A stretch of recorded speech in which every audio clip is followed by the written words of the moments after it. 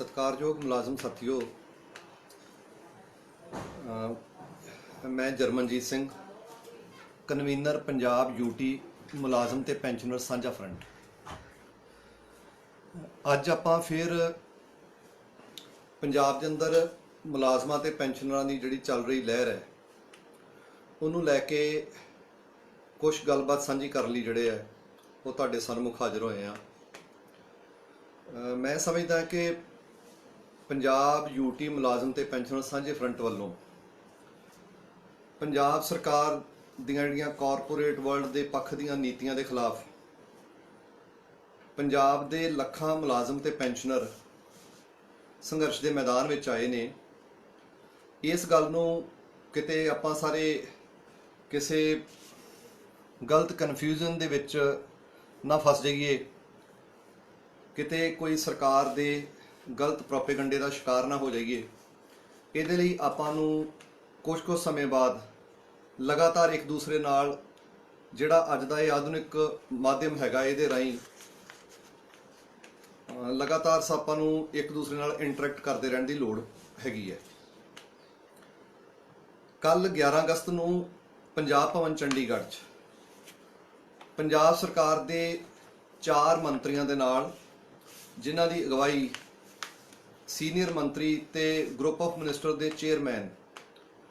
श्री ब्रह्मेंद्रा जी कर रहे सी, उन्हां दे नाल मनप्रीत बादल जी, साधू सिंह धर्मसोत ते बलबीर सिंह सिद्धू होरी हाज़र सीगे। अफसरां दी कमेटी वालों जिहड़े साडे प्रिंसीपल सकत्तर फाइनांस ने कैप सिन्हा ते नाल ही प्रिंसीपल सकत्तर परसोनल विवेक प्रताप जी ते प्रिंसीपल सकत्तर हैल्थ जिहड़े हुसन लाल जी वो भी हाज़र सीगे। मुलाजमां ते पेंशनरां दे सांझे फ्रंट वालों जिहड़े असीं पंजाब दे 16 कन्वीनरां दे विचों 15 कन्वीनर हाज़र सी ते इस तो इलावा होर कोई साथी जिहड़े सी इस मीटिंग में हाज़र नहीं सी। मीटिंग कल चली है क्योंकि इस तो पहला जिहड़ा मीटिंगां दा सिलसिला शुरू होया है जिस उपर सारे पंजाब दे मुलाजमां दियां पेंशनरां दियां कच्चे ते कंट्रैक्ट वाले कर्मचारियों दियां इन्हां तो इलावा जिन्ने मान भत्ते वाले वर्कर ने, mid day meal worker, ASHA worker, ASHA facilitator, anganwadi worker, anganwadi helper, part time worker, इन्हां सब दियां निगाहां लगियां होईयां ने कि पंजाब दे अंदर ये जिहड़ी सांझे फ्रंट की लड़ाई हैगी है इहदा सिट्टा की निकलदा है। उधरों पंजाब की सरकार भी लगातार इन्हां कोशिशां विच लगी हुई है कि पंजाब दे सांझे फ्रंट के इस संघर्ष नूं जिहड़ा गलबात दे विच डिले टैक्टिक्स दे नाल इहनूं लंबा किया जाए ते इहदे विच इन्हां दे अंदर कन्फ्लिक्ट पैदा करके किसी किस्म का कोई जिहड़ा एक दूसरे प्रति बेविश्वासी पैदा करके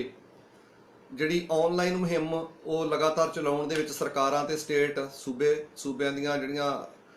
सत्ता वालियां पार्टियां वो मार हुंदियां ने। उन्हां दे अपने IT सैल काम करते हैं जिहड़े सैल लोकां नूं जोड़न दी बजाए लोकां नूं वंडण दा, डिवीजन क्रिएट करन दा, एक वर्ग नूं दूसरे वर्ग दे नाल बेविश्वासी वाला माहौल पैदा करके लड़ाउण दा ते इदां दे होर तमाम वो काम करते हैं जिहड़े लोकां दी एकता नूं तोड़दे है ते सरकार दा जिहड़ा कॉरपोरेटी एजेंडा है जिहदे नाल उन्हां ने इस पूरे देश के जिन्ने भी साडे नवरतन ने, जनतक खेत्र के दायरे ने, सरकारी खेत्र के दायरे ने, उन्हां सारिਆਂ ਨੂੰ इन्हां ने कौडियां के भाव वेच के भार मुक्त होना है सरकार ने। क्योंकि केंद्र की सरकार की जिहड़ी साडी वित्त मंत्री हैगी है मौजूदा वित्त मंत्री निर्मला सीतारमन, उन्होंने अज तो 1 साल पहला पार्लीमेंट के अंदर स्पीच दे विच कहा सी कि केंद्र सरकार ते जिहड़ियां साडीआं होर सरकारां ने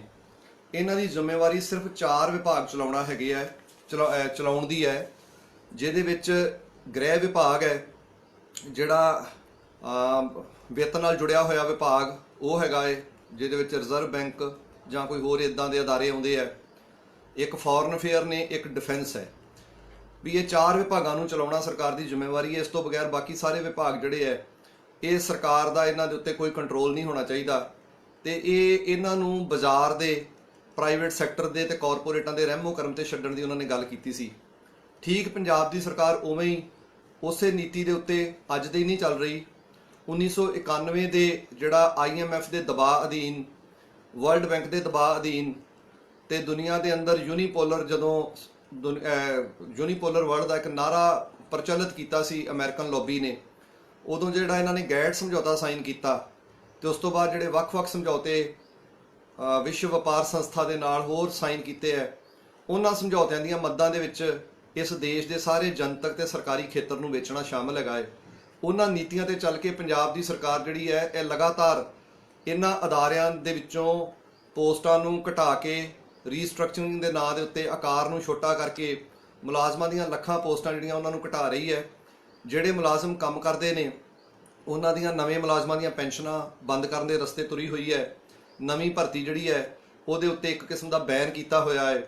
ਦਰਜਾ 4 ਦੀ ਜਿਨ੍ਹਾਂ ਨੂੰ ਜਿਹੜੇ ਗਰੁੱਪ ਡੀ ਨੇ, ਉਹਨਾਂ ਨੂੰ ਅੱਜ ਤੋਂ ਕੋਈ 20-22 ਸਾਲ ਪਹਿਲਾਂ ਤੋਂ ਭਰਤੀ ਕਰਨਾ ਬੰਦ ਕੀਤਾ ਹੋਇਆ ਹੈ। ਇਹ ਸਾਰਾ ਉਸ ਨੀਤੀ ਦਾ ਹਿੱਸਾ ਹੈ। ਇਸ ਕਰਕੇ ਜਿਹੜੀ ਸਾਂਝੇ ਫਰੰਟ ਦੀ ਲੜਾਈ ਹੈਗੀ ਹੈ ਉਹ ਇਹਨਾਂ ਔਖੇ ਹਾਲਾਤਾਂ ਦੇ ਵਿੱਚ ਸਰਕਾਰ ਦੇ ਨਾਲ ਹੈਗੀ ਹੈ। ਤੇ ਇਹਨਾਂ ਔਖੇ ਹਾਲਾਤਾਂ 'ਚ ਸਾਂਝਾ ਫਰੰਟ ਜਿਹੜਾ ਹੈ ਉਹ ਜਦੋਂ ਪੇ ਕਮਿਸ਼ਨ ਦੇ ਰਿਗਾਰਡਿੰਗ ਜਿਹੜੀਆਂ ਆਪਣੀਆਂ ਮੰਗਾਂ ਲੈ ਕੇ ਜਾਂਦਾ ਹੈ, ਕੱਚੇ ਤੇ ਕੰਟਰੈਕਟ ਵਾਲੇ ਮੁਲਾਜ਼ਮਾਂ ਨੂੰ ਪੱਕਾ ਕਰਨ ਦੇ ਰਿਗਾਰਡਿੰਗ ਆਪਣੀਆਂ ਮੰਗਾਂ ਲੈ ਕੇ ਜਾਂਦਾ ਹੈ। ਇਸ ਤੋਂ ਬਗੈਰ ਜਿੰਨੇ ਮਾਣ ਪੱਤੇ ਵਾਲੇ ਵਰਕਰ ਨੇ ਉਹਨਾਂ ਨੂੰ ਘੱਟੋ ਘੱਟ ਉਜਰਤ ਦੇਣ ਦੀ ਗੱਲ ਕਰਦਾ ਹੈ, ਜਾਂ ਫਿਰ NPS ਵਾਲੇ, EPF ਵਾਲੇ ਮੁਲਾਜ਼ਮ ਜਿਨ੍ਹਾਂ ਨੂੰ ਪੈਨਸ਼ਨ ਤੋਂ ਵਾਂਝਾ ਕੀਤਾ ਗਿਆ ਉਹਨਾਂ ਲਈ ਪੁਰਾਣੀ ਪੈਨਸ਼ਨ ਸਕੀਮ ਦੀ ਬਹਾਲੀ ਦੀ ਗੱਲ ਕਰਦਾ ਹੈ। ਤਾਂ ਇਹ ਸਰਕਾਰ ਨੂੰ ਆਪਣੀ ਨੀਤੀ ਦੇ ਵਿਰੁੱਧ ਜਿਹੜਾ ਭੁਗਤਦਾ ਨਜ਼ਰ ਆਉਂਦਾ ਹੈ। ਇਸ ਕਰਕੇ ਸਰਕਾਰ, ਕਿਉਂਕਿ ਉਹ ਆਪਣੀ ਨੀਤੀ ਨੂੰ ਲਾਗੂ ਕਰਾਉਣਾ ਹੈ ਤੇ ਸਾਂਝੇ ਫਰੰਟ ਨੇ ਉਹਦੇ ਸਮਾਨਾਂਤਰ ਲੋਕਾਂ ਦੀ ਨੀਤੀ ਦੇ ਉੱਤੇ ਪਹਿਰਾ ਦੇਣਾ ਹੈ, ਤਾਂ ਇਹ ਇੱਕ ਲੜਾਈ, ਇੱਕ ਕਿਸਮ ਦੀ ਦੋ ਵਰਗਾਂ ਦੀ ਲੜਾਈ ਜਿਹੜੀ ਹੈ ਦੇਸ਼ ਦੇ ਅੰਦਰ ਵੀ ਬਣੀ ਹੋਈ ਹੈ। ਉਹ ਚਾਹੇ ਕਿਸਾਨਾਂ ਦੇ ਪੱਧਰ ਤੇ ਹੋਵੇ, ਮਜ਼ਦੂਰਾਂ ਦੇ ਪੱਧਰ ਤੇ ਹੋਵੇ, ਟ੍ਰੇਡ ਯੂਨੀਅਨ ਦੇ ਪੱਧਰ ਤੇ ਹੋਵੇ ਤੇ ਜਿਹੜੇ ਕਿਰਤ ਕਾਨੂੰਨ ਉਹਨਾਂ ਦੇ ਪੱਧਰ ਤੇ ਹੋਵੇ, ਤੇ ਜਾਂ ਫਿਰ ਪੰਜਾਬ ਦੇ ਅੰਦਰ ਬੇਰੁਜ਼ਗਾਰ ਲੜ ਰਹੇ ਹੋਣ, ਪੰਜਾਬ ਦੇ ਅੰਦਰ ਕੱਚੇ ਤੇ ਕੰਟਰੈਕਟ ਵਾਲੇ ਕਾਮੇ ਲੜ ਰਹੇ ਹੋਣ, ਤੇ ਜਾਂ ਫਿਰ ਸਾਂਝੇ ਫਰੰਟ ਦੇ ਵਿਸ਼ਾਲ ਬੈਨਰ ਦੇ ਹੇਠ ਇਹ ਸਾਰੇ ਕਿਸਮਾਂ ਦੇ ਲੋਕ ਇੱਕ ਸਾਂਝੇ ਝੰਡੇ ਦੇ ਸਾਂਝੇ ਬੈਨਰ ਦੇ ਹੇਠ ਆਪਣੀਆਂ ਆਪਣੀਆਂ ਮੰਗਾਂ ਨੂੰ ਲੈ ਕੇ ਲੜ ਰਹੇ ਹੋਣ। ਇਹ ਸਾਰੀਆਂ ਜਿਹੜੀਆਂ ਲੜਾਈਆਂ ਹੈ, ਇਹਨਾਂ ਦਾ ਜਿਹੜਾ ਕਾਮਨ, ਜਿਹੜਾ ਸਾਡਾ ਮੇਨ ਕਾਰਨ ਹੈਗਾ, ਕਾਜ਼ ਜਿਹੜਾ ਸਾਡਾ ਸਾਂਝਾ ਕਾਜ਼ ਹੈ, ਉਹ ਹੈ ਅਸੀਂ ਸਰਕਾਰ ਦੀ ਤੇ ਕਾਰਪੋਰੇਟਾਂ ਦੀ ਉਸ ਨੀਤੀ ਦੇ ਖਿਲਾਫ ਲੜ ਰਹੇ ਹਾਂ ਜਿਹੜੀ ਨੀਤੀ ਸਾਡੇ ਸਮਾਜ ਦਾ ਰੁਜ਼ਗਾਰ ਖਾ ਰਹੀ ਹੈ, ਸਾਡੇ ਜਿਹੜੇ ਰੁਜ਼ਗਾਰ ਤੇ ਲੋਕ ਨੇ ਉਹਨਾਂ ਦੀਆਂ ਪੈਨਸ਼ਨਾਂ ਖਾ ਰਹੀ ਹੈ ਤੇ ਉਹਨਾਂ ਦੇ ਸਾਰੇ ਰੁਜ਼ਗਾਰ ਨੂੰ ਖਤਰਾ ਪੈਦਾ ਹੋਇਆ। ਇਸ ਕਰਕੇ ਉਸ ਨੀਤੀ ਦੇ ਖਿਲਾਫ ਸਾਂਝੇ ਫਰੰਟ ਦੀ ਲੜਾਈ ਹੈ। ਤਾਂ ਇਹ ਇੱਕ ਕਿਸਮ ਦੇ ਦੋ ਵਰਗ ਨੇ। ਇੱਕ ਵਰਗ ਜਿਹੜਾ ਕਾਰਪੋਰੇਟਾਂ ਦੇ ਪੱਖ ਦੇ ਅੰਦਰ ਸਾਰਾ ਦੇਸ਼ ਦੇ ਜਿੰਨੇ ਮਾਲ ਖਜ਼ਾਨੇ ਉਹ ਕਾਰਪੋਰੇਟਾਂ ਨੂੰ ਵੰਡ ਦੇਣਾ ਚਾਹੁੰਦਾ, ਉਹਨਾਂ ਨੂੰ ਦੇ ਦੇਣਾ ਚਾਹੁੰਦਾ, ਉਹਨਾਂ ਦਾ ਕਬਜ਼ਾ ਕਰਵਾ ਦੇਣਾ ਚਾਹੁੰਦਾ। ਦੂਸਰੇ ਪਾਸੇ ਦੇਸ਼ ਦੇ ਆਪਣੇ ਵਰਗੇ ਲੋਕ ਜਿਹੜੇ ਇਸ ਧਰਤੀ ਨੂੰ, ਇਸ ਮਿੱਟੀ ਨੂੰ, ਇਸ ਪਾਣੀ ਨੂੰ, ਇਸ ਆਬੋ ਹਵਾ ਨੂੰ ਆਪਣਾ ਸਮਝਦੇ ਆ ਕਿ ਇਹ ਆਬੋ ਹਵਾ ਕੁਦਰਤ ਦੀ ਦੇਣ ਹੈ ਤੇ ਕੁਦਰਤ ਦੀ ਦੇਣ ਦੇ ਉੱਤੇ ਸਾਡਾ ਸਭ ਦਾ ਜਿਹੜਾ ਹੈ ਇੱਕ ਹੱਕ ਹੈਗਾ ਹੈ, ਤੇ ਉਸ ਹੱਕ ਦੇ ਵਿੱਚੋਂ ਅਸੀਂ ਜਿਹੜਾ ਆਪਣੇ ਦੇਸ਼ ਨੂੰ, ਆਪਣੇ ਸਰੋਤਾਂ ਨੂੰ ਉਹ ਕਾਰਪੋਰੇਟਾਂ ਦੇ ਹਵਾਲੇ ਨਹੀਂ ਹੋਣ ਦੇਣਾ, ਵਿਕਣ ਨਹੀਂ ਦੇਣਾ। ਇਹਦੇ ਲਈ ਇਹ ਇੱਕ ਸੰਘਰਸ਼ ਹੈ ਜਿਹਦੇ ਅੰਦਰ ਦੋ ਵਰਗ ਲੜ ਰਹੇ ਆ, ਤੇ ਲਾਜ਼ਮੀ ਤੌਰ ਤੇ ਆਪਾਂ ਜਿਹੜੇ ਆ ਉਹ ਉਸ ਵਰਗ ਦੀ ਨੁਮਾਇੰਦਗੀ ਕਰਦੇ ਹਾਂ ਜਿਸ ਵਰਗ ਦੇ ਬਾਰੇ ਬਾਬਾ ਨਾਨਕ ਕਿਸੇ ਸਮੇਂ, ਜਿਨ੍ਹਾਂ ਨੂੰ ਨੀਚਾਂ ਅੰਦਰ ਨੀਚ ਜਾਤ, ਨੀਚੀ ਹੂੰ ਅਤ ਨੀਚ ਕਹਿ ਕੇ ਸੰਬੋਧਨ ਕੀਤਾ ਸੀ ਉਹਨਾਂ ਨੇ, ਵੀ ਨਾਨਕ ਤਿੰਨ ਕੇ ਸੰਗ ਸਾਥ ਵੱਡਿਆ ਸਿਓ ਕਿਆ ਰੀਸ। ਇਹ ਉਹੀ ਲੜਾਈ ਹੈ ਕਿ ਦੋ ਵਰਗਾਂ ਦੀ ਲੜਾਈ। ਉਹਦੇ ਲਈ ਜਿਹੜਾ 11 ਅਗਸਤ ਦਾ ਸੀਗਾ, ਬੜਾ ਨਟਸ਼ੈਲ ਦੇ ਵਿੱਚ ਉਹ ਕਲੀਅਰ ਕਰਨਾ ਬਣਦਾ ਹੈ। ਸਾਂਝੇ ਫਰੰਟ ਦਾ ਜਿਹੜਾ ਸਟੈਂਡ 30 ਜੁਲਾਈ ਨੂੰ ਸੀ ਜਾਂ 3 ਅਗਸਤ ਤੇ 4 ਅਗਸਤ ਨੂੰ ਸੀਗਾ, ਸਾਂਝੇ ਫਰੰਟ ਦਾ ਉਹੀ ਸਟੈਂਡ 11 ਅਗਸਤ ਦੀ ਮੀਟਿੰਗ ਦੇ ਵਿੱਚ ਸੀ। ਪਰ ਪੰਜਾਬ ਦੀ ਸਰਕਾਰ ਬਦਲੇ ਹੋਏ ਰੌਂ ਦੇ ਵਿੱਚ ਹੈ। ਸ਼ਾਇਦ ਪੰਜਾਬ ਦੀ ਸਰਕਾਰ ਨੂੰ ਇਹ ਭੁਲੇਖਾ ਹੋ ਗਿਆ, ਇਹ ਭਰਮ ਪੈਦਾ ਹੋ ਗਿਆ ਕਿ ਅਸੀਂ ਇਹਨਾਂ ਦੀ ਲੜਾਈ ਨੂੰ ਲੰਬਾ ਖਿੱਚ ਕੇ ਲੈ ਗਏ ਹਾਂ ਤੇ 29 ਜੁਲਾਈ ਤੋਂ ਬਾਅਦ ਅਸੀਂ ਇਹਨਾਂ ਨੂੰ ਗੱਲਬਾਤ ਦੇ ਅੰਦਰ ਉਲਝਾ ਕੇ ਕੇਵਲ ਮੀਟਿੰਗਾਂ ਦੇ ਅੰਦਰ ਫਸਾ ਕੇ ਰੱਖਣਾ ਹੈ। ਤਾਂ ਪੰਜਾਬ ਦੀ ਸਰਕਾਰ ਦੀ ਜਿਹੜੀ 11 ਅਗਸਤ ਦੀ ਗੱਲਬਾਤ ਸੀ, ਉਹਦੇ ਵਿੱਚੋਂ ਕੋਈ 2 ਤਰੀਕ ਗੱਲਬਾਤ ਦਾ ਕੋਈ ਪਰਛਾਵਾਂ ਝਲਕਦਾ ਹੀ ਨਹੀਂ ਸੀ। ਉਹਦੇ ਵਿੱਚ ਕਿਤੇ ਵੀ ਇਵੇਂ ਦਾ ਕੋਈ ਮਹਿਸੂਸ ਨਹੀਂ ਹੋਇਆ ਕਿ ਜਿਵੇਂ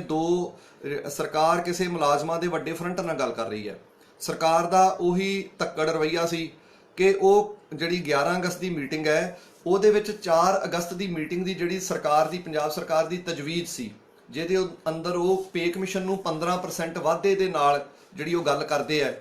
ਤੇ ਉਹ ਧੱਕੇ ਦੇ ਨਾਲ ਜਬਰੀ ਥੋਪਣ ਲਈ ਆਏ ਸੀ।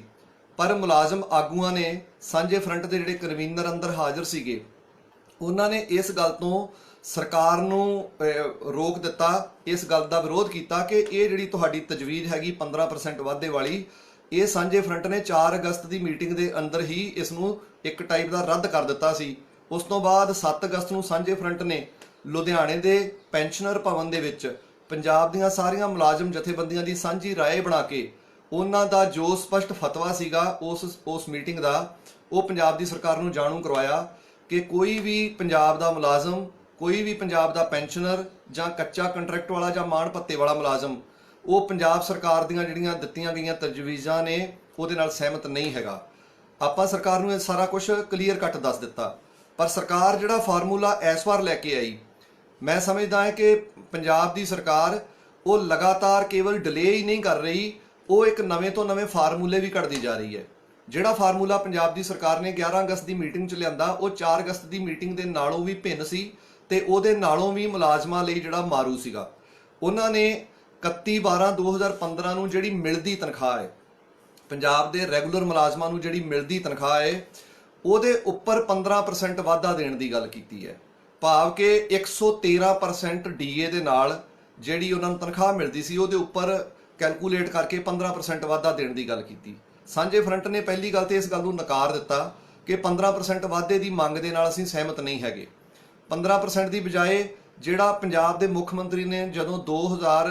ਜੂਨ 2021 ਦੇ ਵਿੱਚ ਪੇ ਕਮਿਸ਼ਨ ਦੀ ਰਿਪੋਰਟ ਜਿਹੜੀ ਹੈ ਉਹ ਪੇ ਕਮਿਸ਼ਨ ਨੇ ਇਹਨਾਂ ਨੂੰ ਸੌਂਪੀ,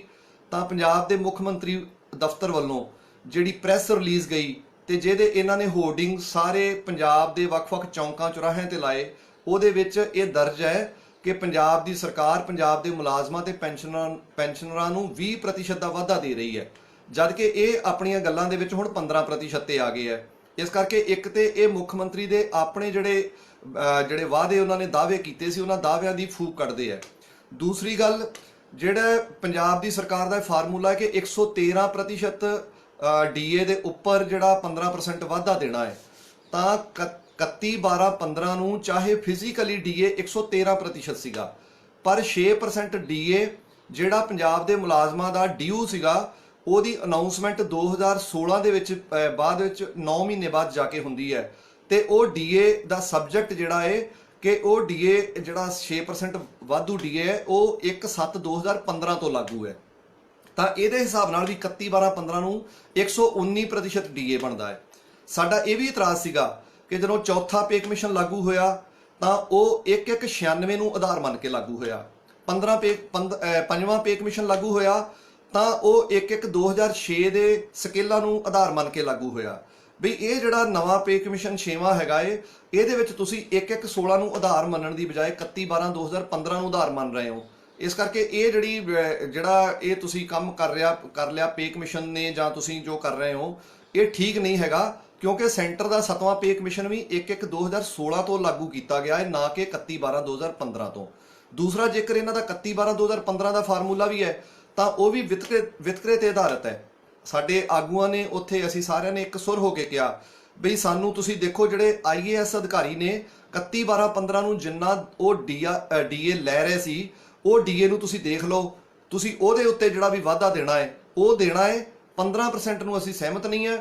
ਤਾਂ ਤੁਸੀਂ ਇਹਦਾ ਗੁਣਾਂਕ ਪੇਸ਼ ਕਰੋ, ਤੇ ਗੁਣਾਂਕ 2.72 ਹੋਣਾ ਚਾਹੀਦਾ ਹੈ, ਤੇ ਇਹਦੇ ਵਿੱਚ ਕਿਸੇ ਵੀ EMPLOYEE ਦੀ ਜਿਹੜੀ 20% ਤੋਂ ਘੱਟ ਜਿਹੜਾ ਉਹਦੀ ਤਨਖਾਹ ਦਾ ਵਾਧਾ ਨਾ ਹੋਵੇ, ਇਹਦੀ ਗਰੰਟੀ ਸਰਕਾਰ ਨੂੰ ਕਰਨੀ ਪਵੇਗੀ। ਭਾਵ ਕਿ ਜੇਕਰ 2.72 ਦੇ ਗੁਣਾਂਕ ਦੇ ਨਾਲ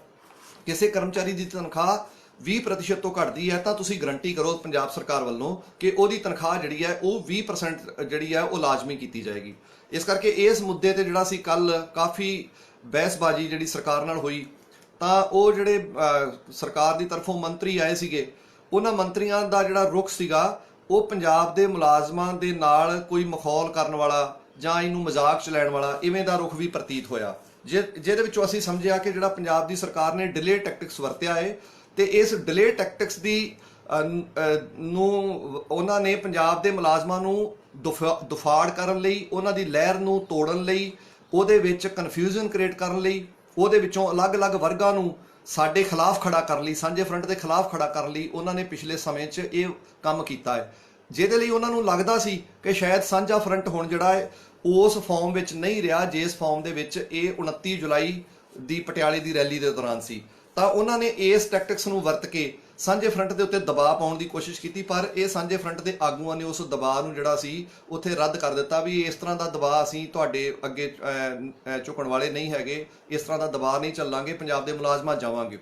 ਇਸ ਤੋਂ ਉਪਰੰਤ ਸਾਂਝੇ ਫਰੰਟ ਨੇ ਜਿਹੜੀ ਅਨਰਿਵਾਈਜ਼ਡ ਦੀ ਤੇ ਜਿਹੜੇ ਉਹ ਕੈਟੇਗਰੀਜ਼ ਜਿਹੜੀਆਂ 83 ਕੈਟੇਗਰੀਜ਼ ਵਿੱਚੋਂ ਕੁਝ ਅਨਰਿਵਾਈਜ਼ਡ ਨੇ, ਕੁਝ ਪਾਰਸ਼ਲੀ ਰਿਵਾਈਜ਼ਡ ਨੇ, ਜਿਨ੍ਹਾਂ ਨੂੰ ਉਹਨਾਂ ਦੀ ਯੋਗਤਾ ਦੇ ਮੁਤਾਬਕ 2011 ਅਕਤੂਬਰ ਜਾਂ ਫਿਰ 2011 ਦਸੰਬਰ ਦੇ ਵਿੱਚ ਸਕੇਲ ਨਹੀਂ ਸੀ ਮਿਲ ਪਾਏ, ਉਹਨਾਂ ਕੈਟੇਗਰੀਜ਼ ਦੀ ਗੱਲ ਕੀਤੀ ਤਾਂ ਪੰਜਾਬ ਦੀ ਸਰਕਾਰ ਨੇ ਉਹਨਾਂ ਤੋਂ ਸਾਫ਼ ਆਪਣਾ ਜਿਹੜਾ ਪੱਲਾ ਝਾੜ ਲਿਆ ਬਈ ਉਹ ਜਿਹੜੇ ਅਨਰਿਵਾਈਜ਼ਡ ਕੈਟੇਗਰੀਜ਼ ਵਾਲੇ ਨੇ ਜਾਂ ਫਿਰ ਦੂਸਰੇ ਨੇ, ਉਹਨਾਂ ਦਾ ਜਿਹੜਾ ਸਾਡੇ ਨਾਲ ਇਸ ਮੀਟਿੰਗ ਦੇ ਨਾਲ ਕੋਈ ਸਬੰਧ ਨਹੀਂ ਹੈਗਾ। ਉਹਨਾਂ ਨੇ ਜੇਕਰ ਜਾਣਾ ਹੈ ਤਾਂ ਅਸੀਂ ਜਿਹੜਾ ਪੇ ਕਮਿਸ਼ਨ ਹੈ ਉਹਦੀ ਮਿਆਦ 1 ਮਹੀਨਾ ਹੋਰ ਵਧਾ ਦਿੰਦੇ ਆ, ਤਾਂ ਪੇ ਕਮਿਸ਼ਨ ਕੋਲ ਜਾ ਕੇ ਉਹ ਆਪਣੀਆਂ ਰეკਮੈਂਡੇਸ਼ਨਸ, ਆਪਣੀਆਂ ਜਿਹੜੀਆਂ ਜੋ ਵੀ ਉਹਨਾਂ ਦੀਆਂ ਰੈਪਰੈਜ਼ੈਂਟੇਸ਼ਨਸ ਹੈ ਉਹ ਪੇ ਕਮਿਸ਼ਨ ਕੋਲ ਲਿਜਾ ਸਕਦੇ ਹੈ ਤੇ ਇਹ ਪੇ ਕਮਿਸ਼ਨ ਜਿਹੜਾ ਇਹਨੂੰ ਦੇਖ ਲਵੇਗਾ। ਇਹਨੂੰ ਸਾਂਝੇ ਫਰੰਟ ਨੇ ਇਸ ਗੱਲ ਨੂੰ ਉਹਨਾਂ ਦੀ ਨੂੰ ਰੱਦ ਕੀਤਾ ਵੀ ਇਸ ਤਰ੍ਹਾਂ ਨਹੀਂ ਹੋਣਾ, ਇਹ ਸਾਰੀਆਂ ਮੰਗਾਂ ਦੇ ਉੱਤੇ ਚਰਚਾ ਵੀ ਇਕੱਠੀ ਹੋਣੀ ਹੈ, ਇਹਦੇ ਉੱਤੇ ਫੈਸਲਾ ਜਿਹੜਾ ਉਹ ਵੀ ਅਸੀਂ ਚਾਹਾਂਗੇ ਕਿ ਇਕੱਠਾ ਹੀ ਹੋਵੇ। ਇਸ ਤੋਂ ਬਾਅਦ ਸਾਂਝੇ ਫਰੰਟ ਨੇ ਆਪਣੀ ਗੱਲ ਨੂੰ ਅੱਗੇ ਵਧਾਉਂਦਿਆਂ ਕਿਹਾ ਵੀ ਤੁਸੀਂ ਹੁਣ ਪੰਜਾਬ ਸਰਕਾਰ ਵੱਲੋਂ ਸਾਨੂੰ ਇਹ ਵੀ ਦੱਸ ਦਿਓ ਕਿ ਕੱਚੇ ਮੁਲਾਜ਼ਮਾਂ ਦਾ, ਕੰਟਰੈਕਟ ਮੁਲਾਜ਼ਮਾਂ ਦਾ ਤੇ ਜਿਹੜੇ ਮਾਣ ਭੱਤੇ ਵਾਲੇ ਜਿਨ੍ਹਾਂ ਨੂੰ ਘੱਟੋ ਘੱਟ ਉਜਰਤ ਦੇਣੀ ਹੈ, ਇਹਨਾਂ ਨੂੰ ਪੱਕੇ ਕਰਨ ਦੀ ਤੁਹਾਡੀ ਕੀ ਪਾਲਿਸੀ ਹੈ, ਇਹਨਾਂ ਨੂੰ ਘੱਟੋ ਘੱਟ ਉਜਰਤ ਦੇਣ ਦੀ ਤੁਹਾਡੀ ਕੀ ਪਾਲਿਸੀ ਹੈ। NPS ਵਾਲੇ ਜਿਹੜੇ ਮੁਲਾਜ਼ਮ ਜਿਹੜੇ ਪੁਰਾਣੀ ਪੈਨਸ਼ਨ ਮੰਗਦੇ ਆ, EPF ਵਾਲੇ ਉਹ ਸਾਰੇ ਮੁਲਾਜ਼ਮ ਬੋਰਡਾਂ ਕਾਰਪੋਰੇਸ਼ਨਾਂ ਜਿਹੜੇ ਕੰਮ ਕਰਦੇ ਆ, ਜਿਹੜੇ ਪੈਨਸ਼ਨ ਤੋਂ ਵਾਂਝੇ ਆ, ਉਹਨਾਂ ਬਾਰੇ ਤੁਹਾਡੀ ਕੀ ਪਾਲਿਸੀ ਹੈ। ਤਾਂ ਪੰਜਾਬ ਦੀ ਸਰਕਾਰ ਨੇ ਇਸ ਤੋਂ ਸਾਫ਼ ਪੱਲਾ ਝਾੜ ਲਿਆ ਕਿ ਅਸੀਂ ਤੁਹਾਡੇ ਨਾਲ ਕੇਵਲ ਜਿਹੜੀ ਪੇ ਕਮਿਸ਼ਨ ਦੀ ਪਹਿਲੀ ਮੰਗ ਹੈਗੀ ਹੈ ਉਸ ਮੁੱਦੇ ਨੂੰ ਲੈ ਕੇ ਹੀ ਗੱਲਬਾਤ ਕਰਨੀ ਹੈ ਤੇ ਇਸ ਤੋਂ ਬਗੈਰ ਅਸੀਂ ਕਿਸੇ ਹੋਰ ਵਿਸ਼ੇ ਨੂੰ ਛੋਹਣਾ ਨਹੀਂ ਹੈ। ਉਹਨਾਂ ਬੜਾ ਸਾਫ਼-ਸਾਫ਼ ਕਿਹਾ ਕਿ ਜਿਹੜਾ ਕੱਚੇ ਮੁਲਾਜ਼ਮਾਂ ਨੂੰ ਜਾਂ ਕੰਟਰੈਕਟ ਮੁਲਾਜ਼ਮਾਂ ਨੂੰ ਪੱਕਾ ਕਰਨ ਦਾ ਮੁੱਦਾ ਹੈਗਾ ਏ, ਇਹ ਸਾਡਾ ਇਹ ਰਾਜਸੀ ਏਜੰਡਾ ਹੈ, ਭਾਵੇਂ ਪੋਲੀਟੀਕਲ ਇਸ਼ੂ ਹੈ ਸਾਡਾ, ਤੇ ਪੋਲੀਟੀਕਲ ਇਸ਼ੂ ਦਾ ਮਤਲਬ ਇਹਦਾ ਬੜਾ ਸਾਫ਼ ਹੈ ਕਿ ਉਹਨਾਂ ਨੇ ਇਸ ਮੁੱਦੇ ਨੂੰ ਪੈਂਡਿੰਗ ਰੱਖ ਕੇ ਇਹਨਾਂ ਨੂੰ ਚੋਣਾਂ ਦੇ ਵਿੱਚ ਆਪਣਾ ਵੋਟ ਬੈਂਕ ਜਿਹੜਾ ਪੱਕਾ ਕਰਨ ਲਈ ਵਰਤਣਾ ਹੈ। ਸਰਕਾਰ ਇਸ ਪਾਸੇ ਨੂੰ ਚਾਹੁੰਦੀ ਹੈ ਵੀ ਉਹ ਵੋਟਾਂ ਦੇ ਕਰੀਬ ਜਦੋਂ ਹੋਰ 6 ਮਹੀਨੇ ਬਾਅਦ ਪੰਜਾਬ ਵੋਟਾਂ ਵਾਲੇ ਮੌਸਮ 'ਚ ਉੱਧਰ ਨੂੰ ਜਾਣਾ ਹੈ ਤਾਂ ਉਹਦੇ ਤੋਂ ਪਹਿਲਾਂ ਕੋਈ ਇਵੇਂ ਦਾ ਕੋਈ ਕੱਚ ਘਰੜ ਐਲਾਨ ਜਿੱਦਾਂ ਦਾ ਪਿਛਲੀ ਅਕਾਲੀ ਭਾਜਪਾ ਸਰਕਾਰ ਨੇ 2016 ਵਾਲਾ ਇੱਕ ਐਕਟ ਬਣਾ ਕੇ ਜਿਹੜਾ ਐਲਾਨ ਕਰਨ ਦਾ ਯਤਨ ਕੀਤਾ ਸੀ ਤੇ ਉਹ ਐਕਟ ਵੀ ਚੈਲੰਜ ਹੋ ਗਿਆ, ਉਹਨਾਂ ਦਾ ਐਲਾਨ ਵੀ ਅਦਵਾਟੇ ਰਹਿ ਗਿਆ ਤੇ ਅਕਾਲੀ ਸਰਕਾਰ ਜਿਹੜੀ ਸੀ ਉਹ ਮੁੱਦੇ ਮੂੰਹ ਜਾ ਪਈ।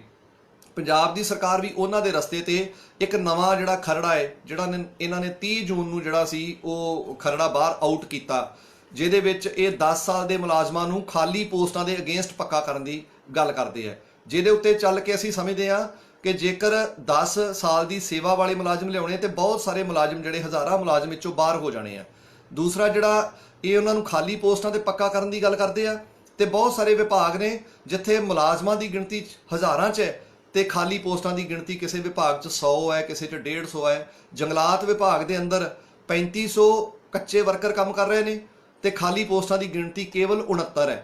ਭਾਵ 69 ਮੁਲਾਜ਼ਮ ਹੀ ਪੱਕੇ ਹੋ ਪਾਉਣਗੇ। ਇੱਦਾਂ ਦੇ ਹੋਰ ਬਹੁਤ ਸਾਰੇ ਸਾਡੇ ਜਿੰਨੇ ਵੀ ਵਿਭਾਗ ਨੇ ਉਹਨਾਂ ਦੇ ਅੰਦਰ ਕੱਚੇ ਮੁਲਾਜ਼ਮਾਂ ਦੀ, ਕੰਟਰੈਕਟ ਮੁਲਾਜ਼ਮਾਂ ਦੀ ਭਰਮਾਰ ਹੈ, ਪਰ ਖਾਲੀ ਪੋਸਟਾਂ ਦੀ ਗਿਣਤੀ ਨਾ ਮਾਤਰ ਹੈ। ਇਸ ਕਰਕੇ ਅਸੀਂ ਇਹਨਾਂ ਨੂੰ ਰੱਦ ਕੀਤਾ ਕਿ 2020 ਵਾਲਾ ਖਰੜਾ ਜੇ ਤੁਸੀਂ ਵਿਧਾਨ ਸਭਾ ਦੇ ਅੰਦਰ ਲਿਆ ਕੇ ਐਕਟ ਬਣਾ ਕੇ, ਕਾਨੂੰਨ ਬਣਾ ਕੇ ਉਹਦੇ ਅਨੁਸਾਰ ਮੁਲਾਜ਼ਮਾਂ ਨੂੰ ਪੱਕਾ ਕਰੋਗੇ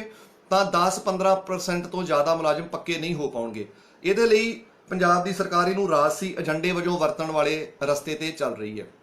ਫਿਰ ਅਸੀਂ ਜਦੋਂ ਦਬਾਅ ਦਿੱਤਾ ਵੀ ਤੁਸੀਂ ਸਾਡੇ ਨਾਲ ਗੱਲ ਜਿਹੜੀ ਹੈ ਕਰੋ, ਸਾਰੇ ਏਜੰਡਿਆਂ ਤੇ ਸਾਂਝੇ ਫਰੰਟ ਨੇ ਬਰਾਬਰ ਗੱਲ ਕਰਨੀ ਹੈ, ਕਿਉਂਕਿ ਸਾਂਝਾ ਫਰੰਟ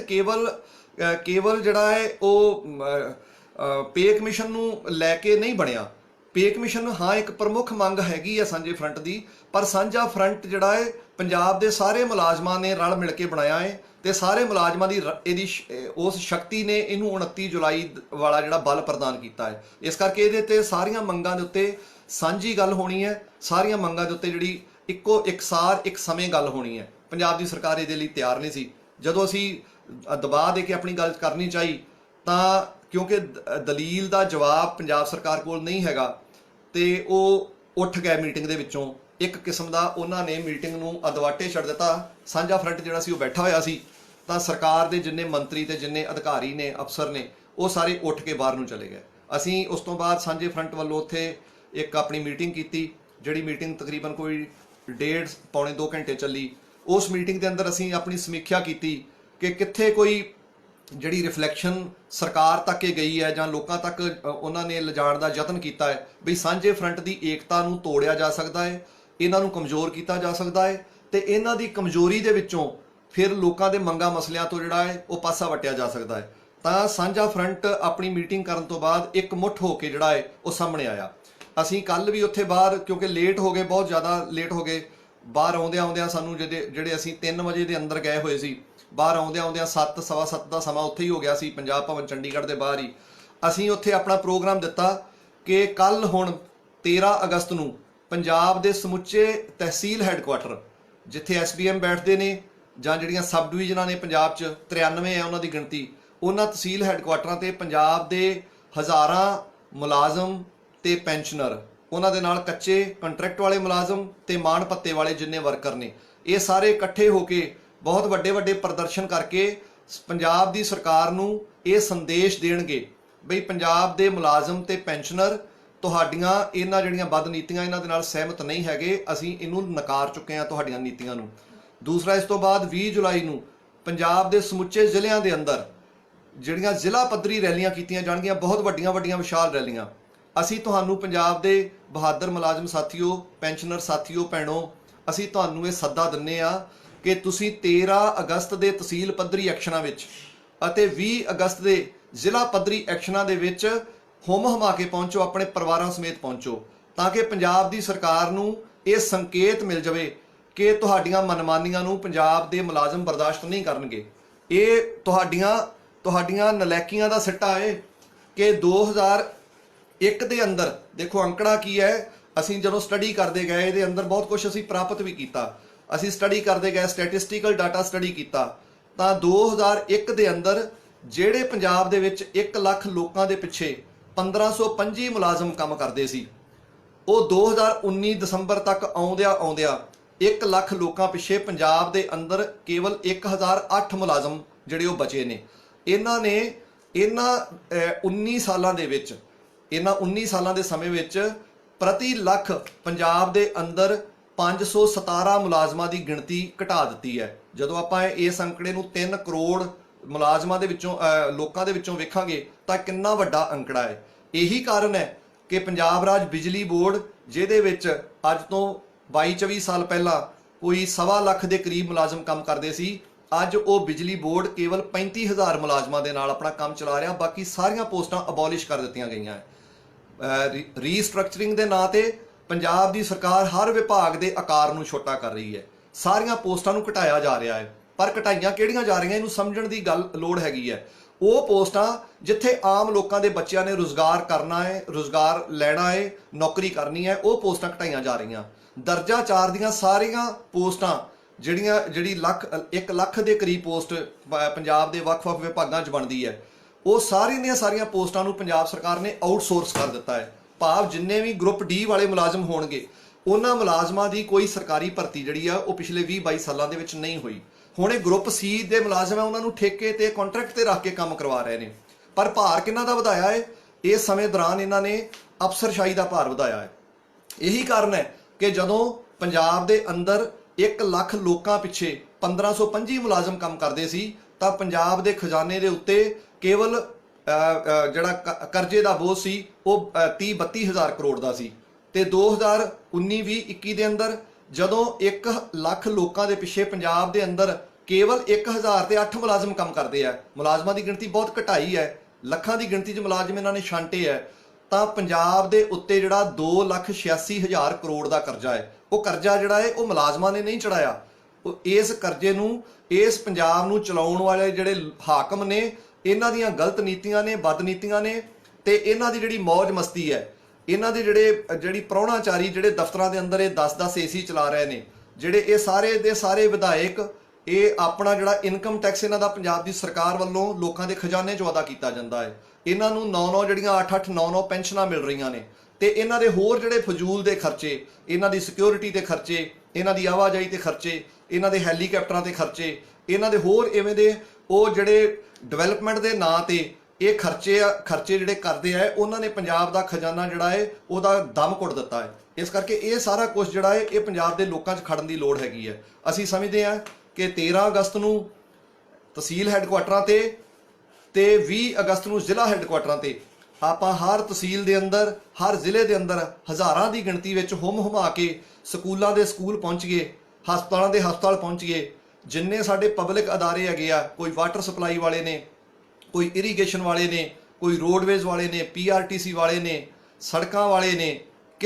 ਆਪਾਂ ਕਿਸੇ ਵੀ ਵਿਭਾਗ 'ਚ ਕੰਮ ਕਰਦੇ ਆ। DC ਦਫ਼ਤਰਾਂ ਦੇ ਅੰਦਰ ਕਲੈਰੀਕਲ ਅਮਲਾ ਫੈਲਾ ਹੈ, SDM ਦਫ਼ਤਰਾਂ ਦੇ ਅੰਦਰ ਕੰਮ ਕਰਦੇ ਜਿਹੜਾ ਕਲੈਰੀਕਲ ਅਮਲਾ ਫੈਲਾ ਹੈ। ਇਸ ਤੋਂ ਬਗੈਰ ਜਿੱਥੇ ਵੀ ਜਿਹੜੇ ਕੋਨੇ 'ਚ ਵੀ ਆਪਾਂ ਸਾਰੇ ਕੰਮ ਕਰਦੇ ਆ, ਆਪਾਂ ਕੱਲ ਨਿਕਲ ਕੇ ਆਈਏ। ਸਾਰੀਆਂ ਤਹਿਸੀਲਾਂ ਤੇ 12 ਵਜੇ ਤੋਂ ਲੈ ਕੇ 3 ਵਜੇ ਤੱਕ ਵੱਡੇ ਪ੍ਰਦਰਸ਼ਨ ਕੀਤੇ ਜਾਣੇ ਆ ਤੇ ਰੋਸ ਮਾਰਚ ਕੀਤੇ ਜਾਣੇ ਆ। ਆਪਾਂ ਪੰਜਾਬ ਦੀ ਸਰਕਾਰ ਨੂੰ ਦੱਸ ਦਈਏ ਕਿ ਪੰਜਾਬ ਦੀ ਸਰਕਾਰ ਤੁਹਾਡੀਆਂ ਬੇਈਮਾਨੀਆਂ ਤੇ ਚੁਸਤ ਚਲਾਕੀਆਂ ਜਿਹੜੀਆਂ ਇਹ ਪੰਜਾਬ ਦੇ ਮੁਲਾਜ਼ਮ ਤੇ ਪੈਨਸ਼ਨਰ ਪਛਾਣ ਗਏ, ਹੋਰ ਨਹੀਂ ਚੱਲਣ ਵਾਲੀਆਂ। 20 ਅਗਸਤ ਨੂੰ ਇਸੇ ਤਰ੍ਹਾਂ ਜ਼ਿਲ੍ਹਿਆਂ 'ਚ ਨਿਕਲ ਕੇ ਆਈਏ, ਜ਼ਿਲ੍ਹਿਆਂ ਤੇ ਵੱਡੀਆਂ ਰੈਲੀਆਂ ਕਰੀਏ ਤੇ ਹਰ ਉਹ ਜ਼ਿਲ੍ਹਾ ਜਿਹਦੇ ਅੰਦਰ ਕੋਈ ਨਾ ਕੋਈ ਮੰਤਰੀ ਬੈਠਾ ਹੈ, ਉਹਨਾਂ ਮੰਤਰੀਆਂ ਦੇ ਘਰਾਂ ਵੱਲ ਨੂੰ ਮਾਰਚ ਕਰਨੇ ਆ। ਇਹ 20 ਅਗਸਤ ਦਾ ਪ੍ਰੋਗਰਾਮ ਹੈ। ਜਿਸ ਜ਼ਿਲ੍ਹੇ ਦੇ ਅੰਦਰ ਕੋਈ ਮੰਤਰੀ ਨਹੀਂ ਹੈ, ਉੱਥੇ ਜਿਹੜਾ ਵੀ ਪ੍ਰਭਾਵਸ਼ਾਲੀ ਵਿਧਾਇਕ ਹੋਏਗਾ ਉਹਦੇ ਘਰਾਂ ਵੱਲ ਨੂੰ ਮਾਰਚ ਕਰਨੇ ਆ। ਤੇ ਇਸ ਤੋਂ ਬਾਅਦ ਤਿਆਰੀ ਕਰੀਏ 4 ਸਤੰਬਰ ਤੋਂ 12 ਸਤੰਬਰ ਤੱਕ ਇੱਕ ਪੰਜਾਬ ਦੀ ਕਲਮ ਛੋੜ ਜਿਹੜੀ tool down, pen down strike ਜਿਹੜੀ ਹੈ ਉਹਦੇ ਵੱਲ ਪੰਜਾਬ ਨੇ ਵਧਣਾ ਹੈ। ਤੇ ਵਿਧਾਨ ਸਭਾ ਦਾ ਜਿਹੜਾ ਮੌਨਸੂਨ ਦਾ ਦੂਸਰਾ ਦਿਨ ਹੈ, ਮੌਨਸੂਨ ਸੈਸ਼ਨ ਦਾ ਦੂਸਰਾ ਦਿਨ ਜਿਹੜਾ ਵੀ ਹੋਏਗਾ, ਜਿਹਦੇ ਅੰਦਰ ਇਹਨਾਂ ਨੇ ਕੱਚੇ ਮੁਲਾਜ਼ਮਾਂ ਨੂੰ ਪੱਕਾ ਕਰਨ ਲਈ ਇੱਕ ਖਰੜਾ 2020 ਵਾਲਾ ਲੈ ਕੇ ਆਉਣਾ ਤੇ ਉਹਨੂੰ ਐਕਟ ਦਾ ਰੂਪ ਦੇਣਾ ਹੈ, ਉਹਨੂੰ ਕਾਨੂੰਨ ਬਣਾਉਣਾ ਹੈ, ਜਿਹਦੇ ਨਾਲ ਪੰਜਾਬ ਦੇ ਮੁਲਾਜ਼ਮਾਂ ਦੇ ਪੱਕੇ ਹੋਣ ਦੇ ਪੱਕੇ ਰਸਤੇ ਬੰਦ ਹੋ ਜਾਣੇ ਆ। ਉਹ ਐਕਟ ਕਾਨੂੰਨ ਮੁਲਾਜ਼ਮਾਂ ਨੂੰ ਪੱਕਾ ਕਰਨ ਲਈ ਨਹੀਂ, ਇਹਨਾਂ ਨੂੰ ਪੱਕੇ ਹੋਣ ਤੋਂ ਰੋਕਣ ਲਈ ਲੈ ਕੇ ਆ ਰਹੇ ਆ। ਇਸ ਕਰਕੇ ਉਸ ਦਿਨ ਪੰਜਾਬ ਦੇ ਸਾਰੇ ਮੁਲਾਜ਼ਮ, ਪੈਨਸ਼ਨਰ 1 ਲੱਖ ਤੋਂ ਵਧੇਰੇ ਗਿਣਤੀ 'ਚ ਆਪਾਂ ਨੇ ਚੰਡੀਗੜ੍ਹ ਪਹੁੰਚਣਾ ਹੈ। ਤੇ ਉਹਦੀਆਂ ਤਿਆਰੀਆਂ ਵਜੋਂ 13 ਅਗਸਤ ਤਹਿਸੀਲਾਂ 'ਚ, 20 ਅਗਸਤ ਜ਼ਿਲ੍ਹਿਆਂ 'ਚ ਤੇ 4 ਸਤੰਬਰ ਤੋਂ 12 ਸਤੰਬਰ ਤੱਕ ਦੀ ਪੈਨ ਡਾਊਨ, ਟੂਲ ਡਾਊਨ ਹੜਤਾਲ, ਇਹਨਾਂ ਦੇ ਵਿੱਚ ਜਿਹੜਾ ਆਪਾਂ ਪੂਰੀ ਤਾਕਤ ਦੇ ਨਾਲ ਹਿੱਸਾ ਲੈਣਾ ਹੈ, ਬਗੈਰ ਕਿਸੇ ਡਰ ਪਾਓ ਤੋਂ। ਕਿਉਂਕਿ ਡਰ ਪਾਓ ਪੰਜਾਬ ਵਾਲਿਆਂ ਨੂੰ ਕਦੀ ਡਰ ਪਾਓ ਰਿਹਾ ਹੀ ਨਹੀਂ ਹੈ। ਪੰਜਾਬ ਉਹ ਸੂਬਾ ਹੈ ਜਿਨਨੇ ਇਸ ਦੇਸ਼ ਦੀ ਹਰ ਲੜਾਈ ਨੂੰ ਆਪਣੇ ਸੀਨੇ ਤੇ ਚੱਲਿਆ ਹੈ। ਪੰਜਾਬ ਉਹ ਸੂਬਾ ਹੈ ਜਿਨਨੇ ਵੱਡੇ ਹਾਕਮਾਂ ਦੇ ਸਿਕੰਦਰ ਵਰਗਿਆਂ ਦੇ ਮੂੰਹ ਮੋੜੇ ਹੈ। ਪੰਜਾਬ ਉਹ ਸੂਬਾ ਹੈ ਜਿਹੜਾ ਖੜਿਆ ਹੈ ਲਗਾਤਾਰ, ਚਾਹੇ ਬਾਬਰ ਦੀ ਬਾਦਸ਼ਾਹਤ ਸੀ, ਚਾਹੇ ਔਰੰਗਜ਼ੇਬ ਦਾ ਜ਼ੁਲਮ ਸੀ, ਪੰਜਾਬ ਹਿੱਕ ਠੋਕ ਕੇ ਖੜਿਆ ਹੈ। ਚਾਹੇ ਅੰਗਰੇਜ਼ਾਂ ਦੇ ਸਾਮਰਾਜ ਦਾ ਜ਼ੁਲਮ ਸੀ, ਜਲਿਆਂਵਾਲਾ ਬਾਗ ਇੱਥੇ ਇਸੇ ਧਰਤੀ ਤੇ ਕਟਿਆ ਹੈ। ਇਸੇ ਧਰਤੀ ਦੇ ਗਦਰੀ ਬਾਬੇ ਜਿਹੜੇ ਸੀ ਉਹ ਦੇਸ਼ ਦੀ ਅਗਵਾਈ ਕਰਨ ਆਏ ਸੀ। ਇਸੇ ਧਰਤੀ ਤੇ ਬੱਬਰ ਅਕਾਲੀ ਆਏ ਸੀ। ਇਸੇ ਧਰਤੀ ਤੋਂ ਭਗਤ ਸਿੰਘ ਹੋਰੀ ਪੈਦਾ ਹੋਏ ਸੀ। ਇਸੇ ਧਰਤੀ ਤੋਂ ਉਹਨਾਂ ਨੇ ਆਵਾਜ਼ ਦਿੱਤੀ ਸੀ, ਸਾਮਰਾਜਵਾਦ ਮੁਰਦਾਬਾਦ ਦਾ ਨਾਅਰਾ ਲਾਇਆ ਸੀ। ਅੱਜ ਉਹ ਸਾਮਰਾਜਵਾਦ ਭਗਤ ਸਿੰਘ ਦੇ ਵੇਲੇ ਦੇ ਨਾਲੋਂ, ਭਗਤ ਸਿੰਘ ਦੇ ਸਮੇਂ ਦੇ ਨਾਲੋਂ ਅੱਜ ਉਹ ਸਾਮਰਾਜ ਹਜ਼ਾਰਾਂ ਗੁਣਾ ਵੱਧ ਤਕੜਾ ਹੈ। ਇਸ ਕਰਕੇ ਸਾਨੂੰ ਵੀ ਤਕੜੇ ਹੋਣ ਦੀ ਲੋੜ ਹੈ। ਇਹ ਲੜਾਈ ਜਿਹੜੀ ਹੈਗੀ ਹੈ, ਇਹ ਕੇਵਲ ਪੇ ਕਮਿਸ਼ਨ ਜਾਂ ਆਪਣੇ ਕੱਚੇ ਪੱਕੇ ਹੋਣ ਦੇ ਨਾਲ ਨਹੀਂ ਜੁੜੀ ਹੋਈ। ਇਹ ਸਾਡੇ ਪੇ ਕਮਿਸ਼ਨ ਕੱਚੇ ਪੱਕੇ ਹੋਣ ਦੇ ਨਾਲ ਇਹ ਸਾਡੇ ਦੇਸ਼ ਦੇ ਉੱਤੇ ਸਾਮਰਾਜੀਆਂ ਦਾ ਕਬਜ਼ਾ ਪੱਕੇ ਤੌਰ ਤੇ ਜਿਹੜਾ ਹੋਣ ਜਾ ਰਿਹਾ, ਉਹਦੇ ਵਿਰੁੱਧ ਇਹ ਸਾਡੀ ਮਿੱਟੀ ਦੀ ਲੜਾਈ ਹੈਗੀ ਹੈ। ਇਹ ਸਾਡੇ ਜਿਹੜੇ ਪੰਜਾਬੀਅਤ ਦਾ, ਸਾਡੇ ਲੋਕਾਂ ਦੇ ਜਿਹੜੇ ਮਿੱਟੀ ਦੇ ਪੁੱਤ ਹੋਣ ਦੀ ਲੜਾਈ ਹੈਗੀ ਹੈ। ਆਪਾਂ ਇਸ ਮਿੱਟੀ ਦੇ ਬੱਚੇ ਆ, ਇਸ ਮਿੱਟੀ ਦਾ ਹੱਕ ਅਦਾ ਕਰਨਾ ਹੈ। ਸੋ ਤੁਸੀਂ ਪੰਜਾਬੀਓ, ਭੈਣੋ ਭਰਾਓ, ਮੁਲਾਜ਼ਮ ਸਾਥੀਓ, ਪੈਨਸ਼ਨਰ ਸਾਥੀਓ, ਪੈਨਸ਼ਨਰ ਭੈਣੋ, ਮਾਤਾਓ, ਤੁਸੀਂ ਨਿਕਲ ਕੇ ਆਓ। ਕੱਲ 13 ਅਗਸਤ ਨੂੰ ਪੰਜਾਬ ਦੀ ਸਰਕਾਰ ਨੂੰ ਚਾਨਣ ਕਰਵਾ ਦਿਓ ਕਿ ਪੰਜਾਬ ਦੇ ਲੋਕ ਅਜੇ ਜਿਉਂਦੇ ਹੈਗੇ ਆ, ਤੁਹਾਡੀਆਂ ਮਨਮਾਨੀਆਂ ਨਹੀਂ ਚੱਲਣ ਦੇਣਗੇ। ਇਹ ਤੁਹਾਡੇ ਨਾਲ ਇਹ ਲਾਈਵ ਦੇ ਵਿੱਚ ਸਾਂਝੇ ਫਰੰਟ ਵੱਲੋਂ ਸਾਂਝਾ ਸੰਦੇਸ਼ ਹੈ। ਸਾਂਝਾ ਫਰੰਟ ਇਕਜੁੱਟ ਹੈ, ਇੱਕ ਮੁੱਠ ਹੈ। ਸਾਂਝਾ ਫਰੰਟ ਲੜੇਗਾ ਤੇ ਆਪਣੀ ਲੜਾਈ ਨੂੰ ਅੱਗੇ ਵਧਾਏਗਾ। ਆਸ ਹੈ ਕਿ ਤੁਸੀਂ ਸਾਂਝੇ ਫਰੰਟ ਦੇ ਇਸ ਸੱਦੇ ਨੂੰ ਪ੍ਰਵਾਨ ਕਰੋਗੇ ਤੇ ਕੱਲ ਨੂੰ ਹਜ਼ਾਰਾਂ ਦੀ ਗਿਣਤੀ ਦੇ ਵਿੱਚ ਆਪਣੀਆਂ ਤਹਿਸੀਲਾਂ ਦੇ ਵਿੱਚ, ਆਪਣੇ ਹੱਥਾਂ ਦੇ ਵਿੱਚ ਆਪਣੀਆਂ ਜਥੇਬੰਦੀਆਂ ਦੇ ਝੰਡੇ ਲੈ ਕੇ, ਰੰਗਾਂ ਦਾ ਕੋਈ ਭੇਦਭਾਵ ਨਹੀਂ ਹੈ, ਜਿਹੜਾ ਮਰਜ਼ੀ ਝੰਡਾ, ਸਾਰੇ ਰੰਗ ਸਤਿਕਾਰਯੋਗ ਨੇ ਸਾਡੇ ਲਈ। ਲਾਲ ਹੋਵੇ, ਨੀਲਾ ਹੋਵੇ, ਪੀਲਾ ਹੋਵੇ, ਚਿੱਟਾ ਹੋਵੇ, ਹਰਾ ਹੋਵੇ, ਜਿਹੜਾ ਵੀ ਰੰਗ ਹੈ, ਰੰਗਾਂ ਦਾ ਕੋਈ ਭੇਦਭਾਵ ਨਹੀਂ। ਜਿਵੇਂ ਵੀ ਆਓ, ਜ਼ੁਲਮ ਦੇ ਵਿਰੁੱਧ ਲੜਨ ਲਈ ਆਓ, ਰੰਗਾਂ ਤੋਂ ਉੱਪਰ ਉੱਠ ਕੇ ਆਓ, ਪਾਰਟੀਬਾਜ਼ੀ ਤੋਂ ਉੱਪਰ ਉੱਠ ਕੇ ਆਓ। ਤੁਹਾਡਾ ਸਾਰੇ ਸਾਥੀਆਂ, ਭੈਣਾਂ, ਭਰਾਵਾਂ ਦਾ ਬਹੁਤ ਧੰਨਵਾਦ। ਸਾਂਝੇ ਫਰੰਟ ਵੱਲੋਂ ਤੁਹਾਨੂੰ ਮੁੜ ਉਹੀ ਅਪੀਲ ਕਿ ਆਓ ਸਾਂਝੇ ਹੋ ਕੇ ਲੜੀਏ, ਵਧੀਏ, ਸਾਮਰਾਜ ਦੀਆਂ ਨੀਤੀਆਂ ਨੂੰ ਮੋੜਾ ਦਈਏ ਤੇ ਆਪਣੇ ਦੇਸ਼ ਦੇ ਵਿੱਚ ਆਪਣਾ ਅਸਲੀ ਲੋਕ ਰਾਜ ਜਿਹੜਾ ਉਹਨੂੰ ਕਾਇਮ ਕਰੀਏ। ਧੰਨਵਾਦ ਜੀ।